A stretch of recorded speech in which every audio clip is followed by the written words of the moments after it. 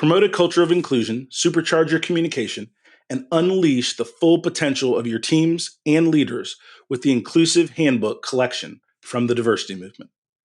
As part of the collection, I wrote the Inclusive Leadership Handbook with Kurt Merriweather to empower leaders with tools needed to cultivate a culture that fosters creativity, innovation, and employee engagement. Through strategies, exercises, and self-reflection, leaders at all levels can enhance their effectiveness. Learn more at thediversitymovement.com/store.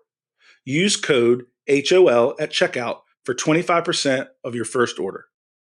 DEI budgets are under attack, but the goals haven't changed. Whether you're looking to increase your DEI knowledge, expand your market reach, or gain a competitive advantage in business, we have the solution. TDM Library is your single source for expert-curated DEI resources, strategies, and solutions, all designed to help you transform your workplace culture and be a more effective contributor. For $9.99 per month, you get access to our searchable subscription-based digital library. There, you'll find articles, practical how-to guidebooks, podcasts, award-winning microvideos, and more than 700 Q&As. Designed to help DEI practitioners, thought leaders, and executives create a more inclusive workplace. Whether you prefer to listen, watch, or read, we have the resources for you. TDM Library goes beyond the basics to dive deep into topics such as inclusive language, the business case for DEI, talent acquisition, and C-suite engagement. For less than the price of a sandwich, you get access to our library of more than 1,000 pieces of original, expert-curated DEI content. Join today and get your first 30 days free. Get your library card now at tdmlibrary.thediversitymovement.com.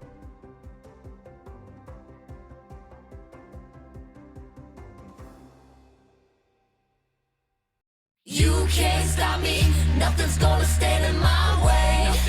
Nothing. I'm gonna fly higher. Welcome to another episode of the Donald Thompson podcast. I am very blessed today to be spending time with Dr. Brandi Baldwin, and welcome to the show, Dr. Brandi.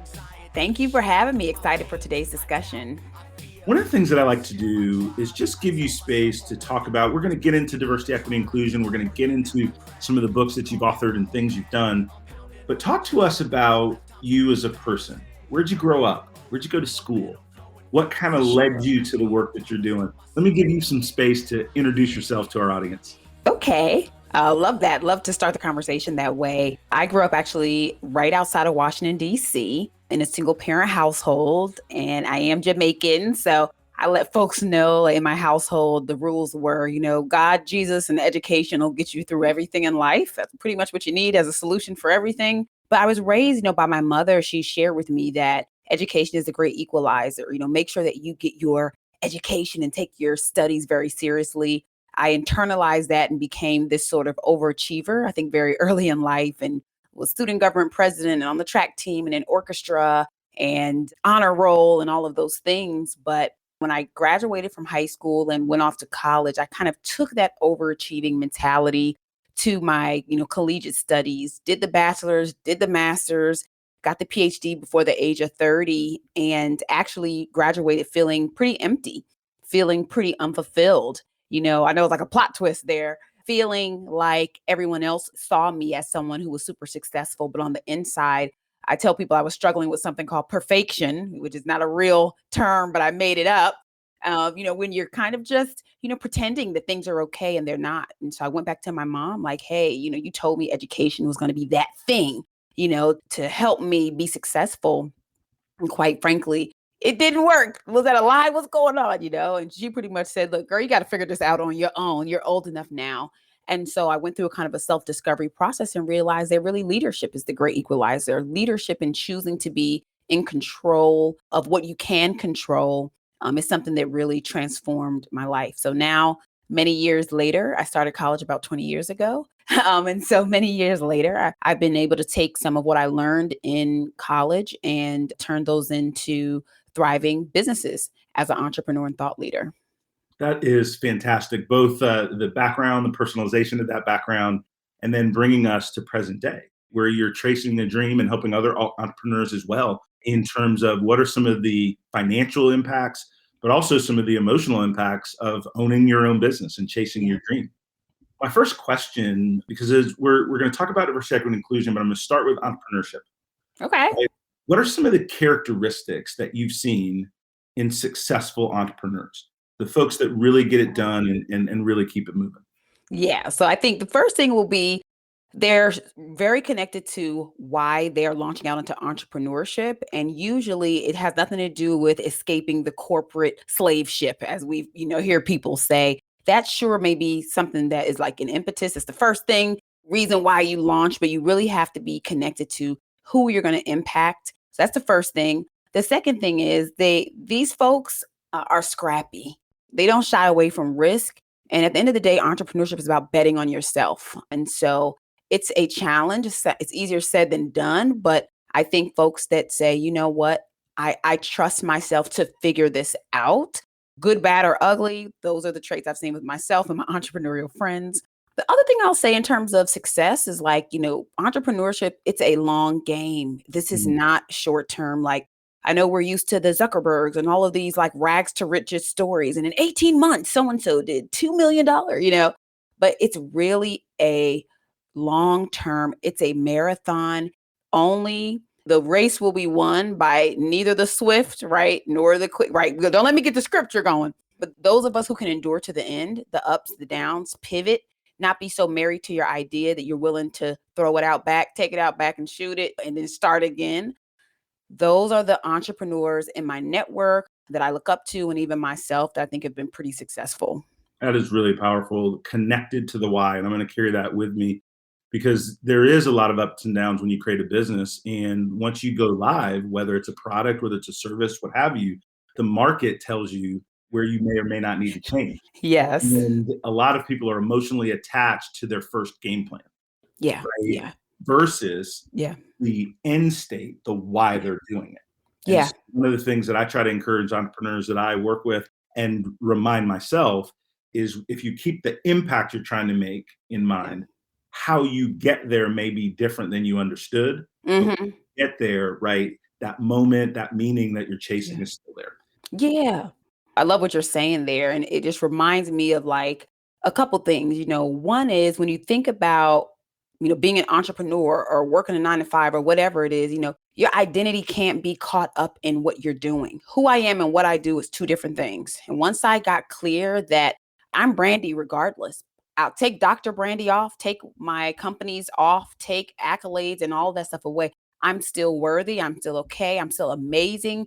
Either way you cut it, and it's those aspects of who I am before I launch into any of this stuff that makes me special, that just is the icing on that. So I think when your identity gets caught up in your day job or in your entrepreneurship, it can really trip you up because you will mistake a business failure or a learning opportunity or learning moment with like something being wrong with you.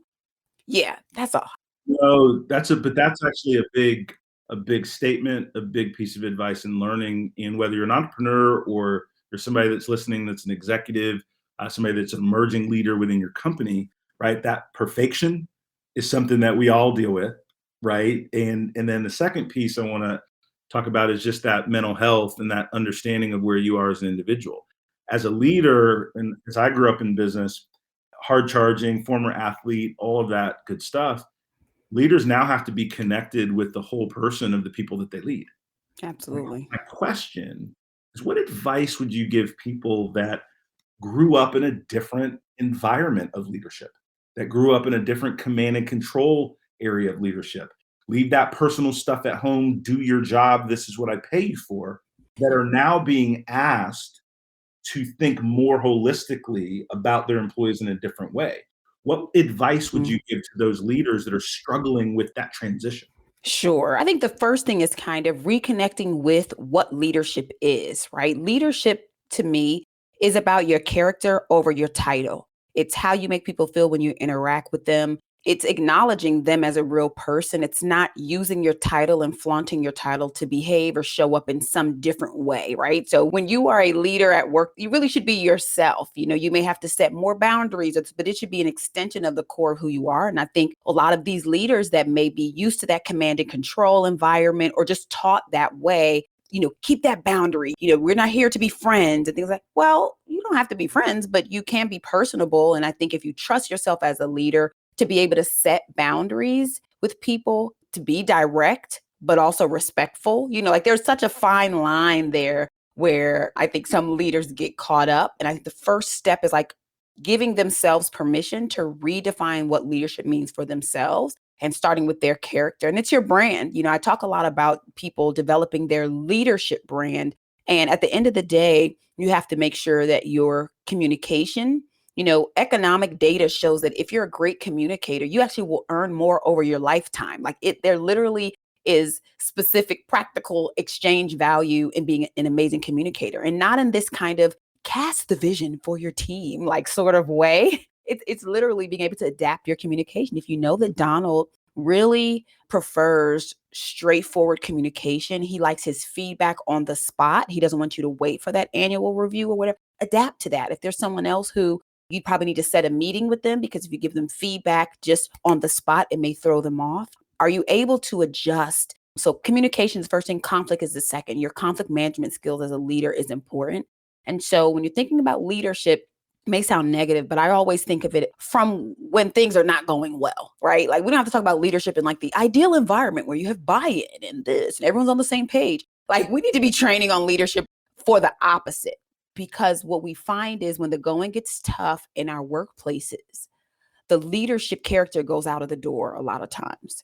And so we need someone to do the tough thing and the hard thing. But I think the first step, just to answer your original question, is redefine what leadership is and understand that character needs to be at the core of you operationalizing that, for yourself. One of the things and one of the reasons I really enjoy doing these podcasts is I end up with a page full of notes. Right. And an MBA on the hustle. You know what I mean? And you said a couple things that I just want to extend for our audience, right? Give yourself permission to redefine what leadership is for you. And a lot of leaders haven't done that in a while. Yeah. What they have done in the past, move them up the ladder. And there hasn't been that realization, right, that the ladder is now moved, right? Yeah, and there's a different journey that's at stake. I was talking to a leader, billion-dollar firm, and doing some executive coaching with him. And one of the things we talked about, and it's super simple, and I said, let me tell you a couple of things you're probably doing, and you let me know if I'm wrong, right? And he was like, okay. We were playing a little game. He was like, all right, And I said, you're probably emailing your team after hours and on weekends. He was like, yeah. You probably don't ask your team questions, but when you're in staffing meetings, you tell team what you expect before you let them speak. Well, yeah, I have to set the stage. I'm the leader. I said, no, I'm not finished. He said, but I'm 2 for 2, right? He was like, yeah. I said, third, you think you're super personal. Well, I am. I have great people skills. I said, okay. Now, here's some problems and opportunities. One, no one's going to tell you the full truth as a leader. Correct. And so the reason he thought he had amazing people skills is because people parrot back what he thinks of himself back to him. Right? And it took some internal reviews, right, to show him otherwise. The second thing is, and I lived this, and then I have a question. I lived this. I thought, if I sent you an email at 2:00 in the morning, you didn't have to read it. I don't expect you to read it. Right. It just was on my mind, so I just wanted to get it to you so you were ready. Instead of being other-centered and saying any interrupt from the boss or somebody in power creates stress, anxiety, different emotions, right? And so as we opened up, and then here's my question, how do you help leaders be more self-aware? This individual has the ability, the wherewithal, and his company has the money, right, to hire me as an executive coach or other folks. Yeah. But all leaders or companies don't have that disposable dollars to help their leader grow and develop.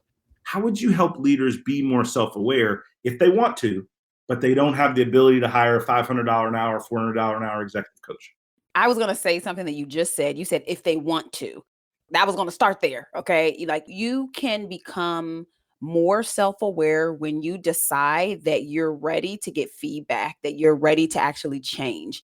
And so, I really love the value of an iron sharpens iron mentality that leaders just have to have. If your identity and how you see yourself is so fragile that you can't receive feedback about how people are perceiving you. And here's the thing, you have to know the difference between who you are and how people are perceiving you.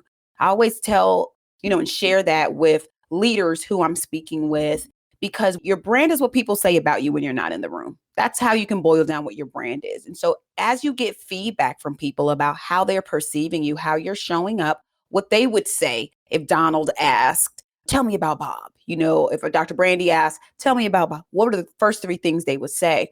When you hear that feedback, what trips a lot of leaders up is they say, I'm not like that at all. This isn't me. It doesn't represent me. Well, that's fine. That's why we're trying to figure out the perception gap. So you're somehow in the period of time, couple hours every week that you're engaging with your team, this is how you're coming across and this is how they are perceiving you. The great thing is we can all control our brands as professionals and as leaders. So what changes do you need to make? What attributes do you wish they said? And what do those attributes look like in action? Oh, I want to be seen as resourceful. I want to be seen as personable and respectful or inclusive. Okay, well, what does that look like in the staff meeting, in how you manage the communications after hours and on weekends or during the day, in how you manage your team, And so if they are willing, number one. Number two, the self-awareness, sometimes you need others to tell you have spinach in your teeth. And so the whole concept of the 360 review and that feedback and whatever tool that you choose, I think is necessary. And then just pushing through that kind of emotional barrier, that self-sabotage where you're so focused on the details of what people are saying about you that you can't press forward to change. And here's the thing with leaders, and I think high performing entrepreneurs, leaders, just individuals, you have to not care what people say about you, like to the point that it stops you from moving forward. Like there's a part of me, I value certain people's opinions who are in my network, who are around me to hold me accountable. Outside of that, one person that sees me on the Donald Thompson podcast and hates this interview is not going to shake my entire identity and being, because in order to be a leader, you have to be willing to not be liked. You can be a very effective leader and have everyone not like you, but they can respect you and you can treat others with respect. So many different ways we can take it. But I think that self-awareness piece has to do with exactly what you said, making a choice. If you're willing and you go, oh, okay, here we go down the rabbit hole. Go ahead and give me some feedback.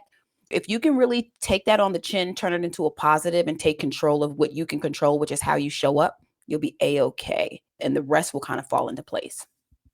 Thank you for your TED Talk. Let's pass the collection plate around while we're at it as well. That was pick up an offering, That was really good. And I was just checking off questions that I had, but you were hitting on different things. And I think we won't do it today, maybe another time. But I feel like I could talk leadership with you for hours and learn and grow. I want to be thoughtful of your time and our audience's time. I want to move the conversation to what is certainly a macro topic today in corporate America and our world, and it's diversity, equity, and inclusion. And I'm going to move to a hotspot question and see how you answer it. Okay. A lot of times I'll talk with leaders, I'll talk with people that are building DEI programs, and they'll ask me about critical race theory in a DEI conversation. Like they'll bring up something that's like in this Fox News talking point. Sure. Right. Around DEI. So whether it's critical race theory or something else like that, how do you help people that are on the edges of a conversation versus the work of DEI, which is to create workplace excellence? Yeah. How do you help them move from that hyper negative space to a more curiosity space? Wow. Such a good question. Okay. Couple things. One, I think I have to educate them when I'm doing a lot of the DEI work with the companies that engage with me. The first thing is helping them to really establish a baseline with what DEI is. And so when you're talking about the workplace context, social justice strategies, I would not apply to changing or improving your workforce. I would take an organizational development approach and what I would call a psychosocial approach, helping employees understand how they can change their thinking, in order to change their behavior in a social context, right? Psycho, how we think, social, and how we interact. And just like I wouldn't take a psychosocial or organizational development approach to community organizing, I wouldn't take a social justice approach to organizational development, right? And so no judgment to either, but that's where I start the conversation. Let's be clear here that all DEI is not created equal. You have to know the lens, the perspective of the various kind of subsets and different areas of thought leadership inside of DEI. And so once I establish that, they go, oh, okay. And I say, it doesn't matter. I have no value judgment, as a DEI consultant or advisor to what you think and what your perspective is. Like if anyone has to honor the principles of the D, the E, and the I, it's me. No judgment. You can think whatever you want at home on your couch, right? But here in the workplace, for the purposes of making sure your organization become more inclusive and equitable, this is the framework that has less limitations. And so let's use this framework to move your organization forward. So that's the first thing. The second thing is I'm very direct with the fact that with sharing with our clients that politics may include DEI, but DEI doesn't necessarily include politics. And people have to know the difference between that. And so I think because people are tuning into the MSNBC and to the Fox and on YouTube and Instagram and everything else, they're getting this information from all sides, all parties, right, have used and kind of hijacked DEI for their benefit. And let me just touch on critical race theory, and let's hope I don't get canceled after this. No, just joking. Could care less. I'm not subscribed. You can't cancel me. I'm not even subscribed, y'all. That's why I like being an entrepreneur. I'll just start a different business and go ahead. You're not canceling anybody. Yeah, I'll be Dr. Sandy tomorrow. Dr. Brandi, is she going by a new moniker now? Yeah, whatever. Like, just leave, But I'm just going to use this as an example. Things like critical race theory, I was introduced to as an African-American studies minor in undergrad and, in my PhD program. And so I think in general, something that professionals in particular need to understand is that certain theories that really are made for academia, that are made for, a theory is an idea. That's all it is, So I will never, and I think probably the biggest thing I got out of my PhD program was this they really just, in our heads, they made sure to remind us, they drove this point home that your theory that you choose helps you to look at a situation differently. So you can, when you think of critical race theory, it's a lens to look at one particular interpersonal occurrence. I can now take that critical race theory lens off and choose to put an organizational development lens on, and I will see something totally different. And so I think, I'm using critical race theory to make a point that we really need to, as professionals, stay in our lanes. I see so many people in the last 2 years that have given themselves a PhD in DEI from the news, from these sound bites, and they really don't know the origins of some of these theories and ideas and how they can be practically used and the limitations. Every theory, that's what we're taught in academia. And so when you take a lay person and they're whipping out all of this new concepts that they learn from the news and will argue with you about something that they really don't have the full research on, I think it really sets them back. It doesn't set people like us back in the work that we do, but it can set folks back. So I'm very crystal clear with helping to provide our clients with the lens that will help them move forward on their level. And last thing I'll probably say to this is being very direct with asking clients or letting them know that they will get the best results if they stay in their lane. That's the best way I can say it. I think of DEI advisors and consultants in the same way that I would think of a lawyer. Your lawyer wants you to mitigate your risk legally with certain things in your life or in your company or business. Your financial advisor wants you to mitigate risk on losing your financial portfolio, helping you to build wealth. Same thing with the DEI advisor. We are here to help you mitigate the risk when you're going out and doing a DEI initiative. And so in that same way, this is less about your feelings or emotion, your political affiliation or any of that. We're telling you what to do to give insurance really to how you go about your DEI. If you want to DIY your DEI, good luck, but that's what you hire us for. And if they can really see us as a part of that other group of advisors that people hold to such high esteem, I think more companies and leaders will be a little bit more cooperative and, when listening to some of the DEI support that we would maybe give them. Oh, that is powerful. I don't have anything to add. I think that was a great both answer and an instruction point of the separation of theories versus practice, right, in an organization. And so I love that answer a lot. What are some of the things that, as you're working with organizations and they're working on their journey, what are some of the things that hold organizations up? Right? They want to do it, they want to put some investment, right? Maybe they've hired a chief diversity officer or a head of inclusivity, right? Like they have the want to, and they're even putting some dollars behind it. What are some of the things you've seen that slows people's momentum when they're going through this organizational change? Sure. Wow. Okay. I got to keep saying wow because I have so much to say here. Okay. So, a couple things, and I'll try to distill this in like a step by step. So, I think the first thing is having your employees charging the DEI initiative or the strategy rather than leadership.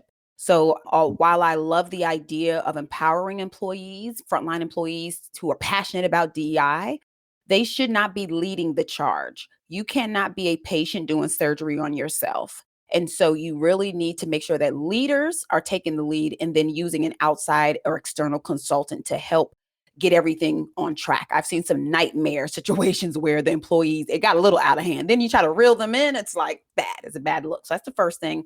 The second thing I think that holds people up is making decisions that are outside of data. Data-based decision making is important. Who said you needed a DEI committee? Oh, well, we just knew that was one of the things in the Harvard Business Review that, oh, okay, go ahead and just pause the committee, and then they don't want to pause. They don't want to stop. They don't want to course correct. There's a thought leader that I listen to, and he says, going fast in the wrong direction is just as bad as doing nothing. So you don't want to just be doing things. You want to be purposeful. So that will be the second thing. Also, like copycat DEI. Oh, you see what your competitor's doing. Oh my gosh, they just signed the CEO action thing. We've got to sign that. They just implemented this thing. Oh, we got to do that. It's like, what? Two different organizational contexts. Never participate in copycat DEI as a shortcut to figuring out what you need to do. And I've seen that happen. Another thing I'll say in terms of holding up progress is starting off on the wrong foot without creating an internal communication strategy for the engagement. So what we like to do is we actually require that we have an all staff kickoff meeting before we start any engagement with any client. That helps us control the narrative and answer any questions, because inevitably there are going to be people that go, oh gosh, wokeness just made it to us, finally made it here. Let's see what this is about. What type of democratic this, or what type of divisive that, or, all these things that people are thinking about. And it allows us to come in knowing who the people in the audience are, the people that are super passionate, the people that are like, oh no, and everyone in the middle who's like, oh gosh, okay, I'll show up. So it helps us be able to control the narrative and position the entire engagement, answer those questions, and help people understand, what we're doing, why we're doing it. And then the last thing I'll say is things that kind of hold up the progress for companies, if they start off not really being inclusive. So if you, for example, companies that are starting their DEI initiatives as if DEI is black-white relations, that's not even inclusive. So don't call it a DEI initiative if you're only focusing on black-white relations. Call it black-white relations initiative. Like, call it that.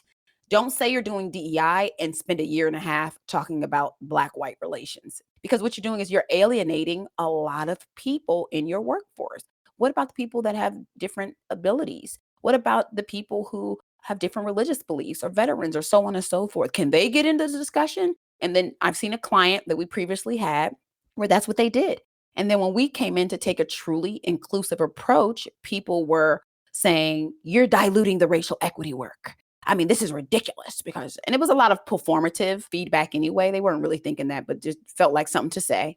But what we said was, no, you're diluting the true diversity and equity and inclusion work because you're alienating. And then people, everyone else, they go, oh, okay.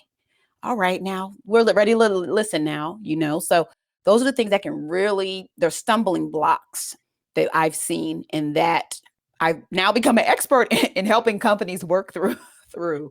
Absolutely. Yeah. And I mean, I'll just recap for the audience, right? It should be leadership led, not employee led. We want employee engagement, right? Yes. But leaders have to show up, right? And lead the initiatives.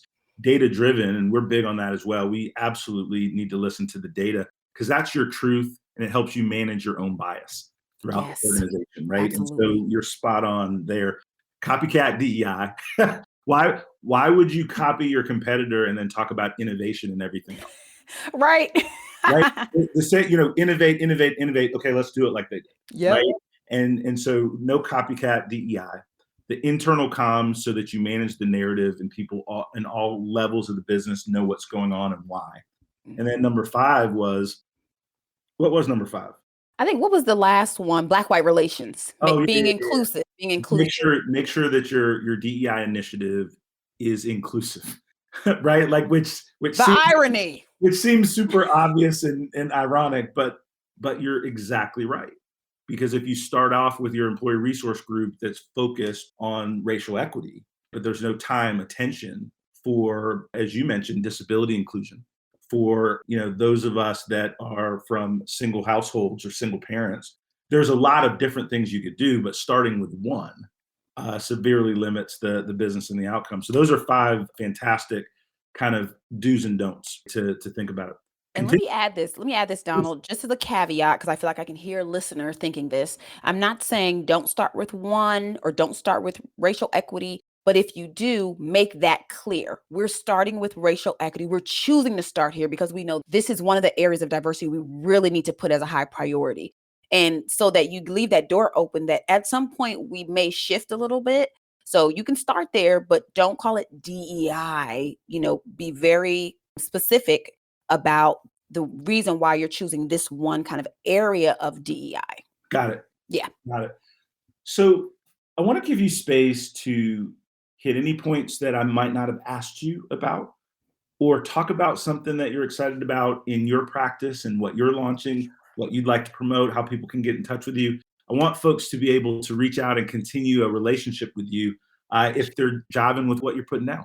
Absolutely. So, a couple things, I think drbrandi.com, all spelled out DOCTOR, Brandi with an I.com, is where you can find a lot of information about what I'm doing, my thought leadership, our companies, and things like that. So, that's the hub I would drive everyone to.